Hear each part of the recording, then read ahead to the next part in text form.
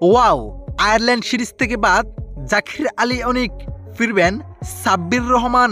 হঠাৎ সংবাদ সম্মেলনে এসে একই বললেন বাংলাদেশ ক্রিকেট বোর্ডের সভাপতি আমিনুল ইসলাম বুলবুল। হ্যাঁ দর্শক, বিস্তারিত জানতে পুরো ভিডিওটি না টেনে শেষ পর্যন্ত দেখুন। দর্শক, বর্তমানে দলের সাথে রয়েছেন জাকির আলী অনিক, কিন্তু নিজের সেরাটা দেখাতে পারছেন না তিনি। একের পর এক ম্যাচ ব্যর্থ তিনি। তাই তো এবার নতুন পরিকল্পনা ভাবছেন বিসিবি।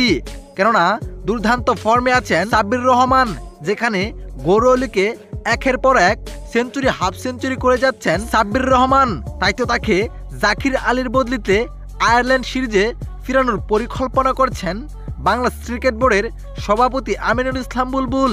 যেখানে এক সংবাদ সম্মেলনে এসে বুলবুল বলেন, আমি বিবেচনা করতেছি জাকির আলীর বদলিতে সাব্বির রহমানকে একবার সুযোগ দেওয়ার জন্য।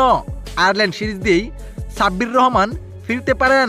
আমার কথা হলো, যে ফর্মে থাকবে তাকে দলে আনবো, যে অফ ফর্মে থাকবে তাকে বিশ্রামের সময় দেওয়া হবে, আবার ফর্ম এলে তাকে আবারও জাতীয় দলে আনবো।